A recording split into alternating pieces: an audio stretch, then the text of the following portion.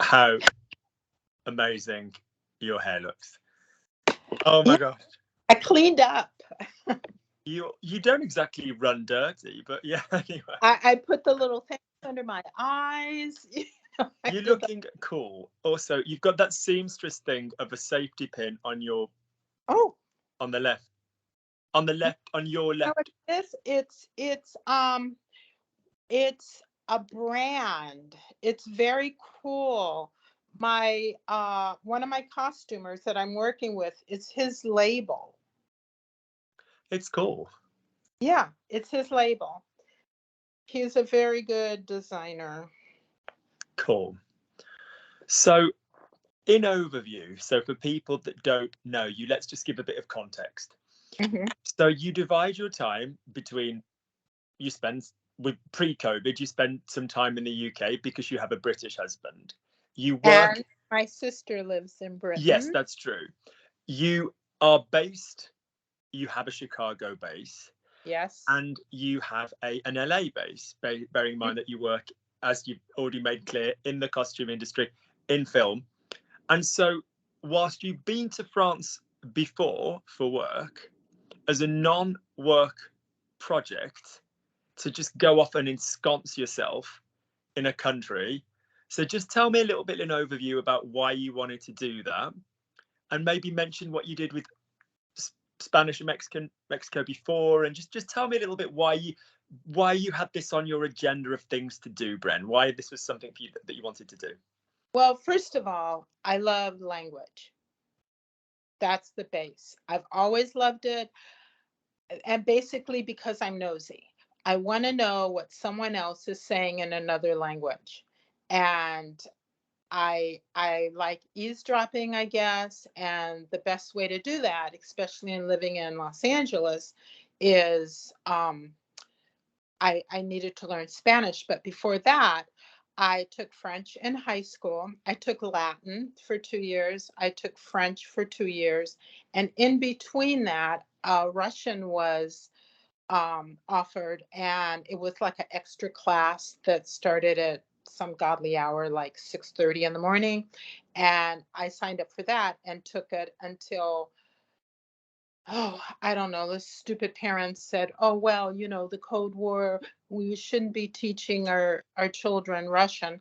So it stopped. But had it continued, I would have probably been speaking Russian on top of it because I liked it. It was hard, but I liked it. And when I, got married, grew up, went to college, all that stuff, but I never lost my love for French, and I never lost my love for Spanish because moving from Chicago to Los Angeles, my first introduction to Spanish was on my block.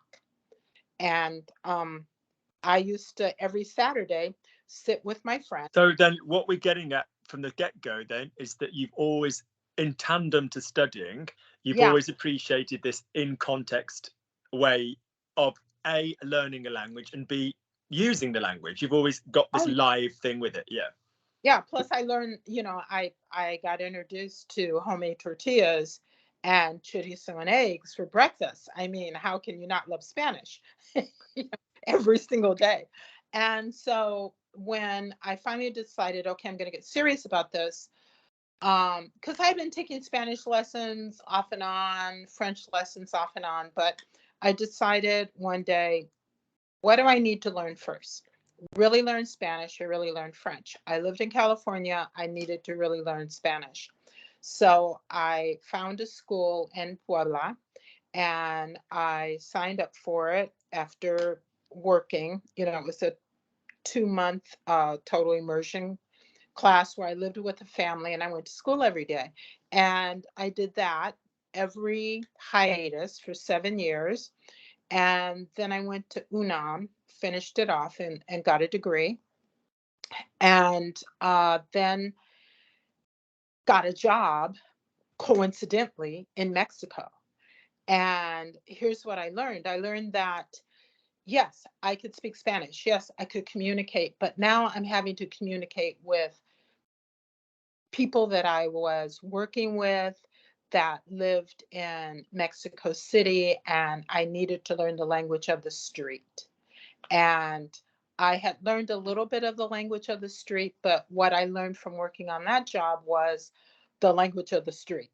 I needed to communicate with the people I was working with in their form of street language, which But if is, we look at, in terms of not just how efficiently or how well you did that, the feedback, as in terms of how much you enjoyed yourself, did you enjoy yourself more having pulled that off then? I mean, in terms of, I, wow, I'm living this life, was that like a big thing for you? let me tell you, I was at Churubusco and we were doing a camera test. And when the director said, Acción, I started crying. I started crying. I Yeah, was like, okay. holy crap. I'm living I, my foreign I'm language, yeah. getting chills right now. It was like, oh my God, oh my God, oh my God, inside. Yeah. And I couldn't just say, oh míos Dios, because they would have thought I was crazy. So tears are running down my eyes. That's how much joy I had. And everything was a joy. It was hot. I couldn't breathe because of the altitude at first. Our bodega was on the fourth floor, no elevator, having to walk up that stuff every day. I didn't care.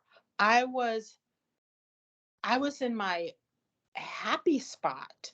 I mean, had I died, I would have said, okay, I've I've done it. I've accomplished what I wanted to accomplish. I love the people. Um, I don't even have words for it. It was one of the best experiences of my life. And So before we look at how that took you into the French equivalent, would you just say separate to the language? Or, well, okay, no. So through the use of the language Mhm. in the Hispanic experience with Mexico, did you find that influenced your non-language work when you got back to the States? Did you find that you were richer? Did you find you were culturally different? Or, did it, other than the Yeah, language, how do you think it enriched you as a person? Did your sense of, I can do anything, I've just gone off and learned a language and lived in a country. Tell me how, other than the language, that affected you and changed you, that experience of being brave enough to go and do that. it was. And, I didn't think it was brave. It was like I ran the New York Marathon, and the first time I ran it and I finished it, I was like, hot damn, I can do anything. I didn't Yeah, die. yeah. I can do anything I. And that same way, I can accomplish anything I want.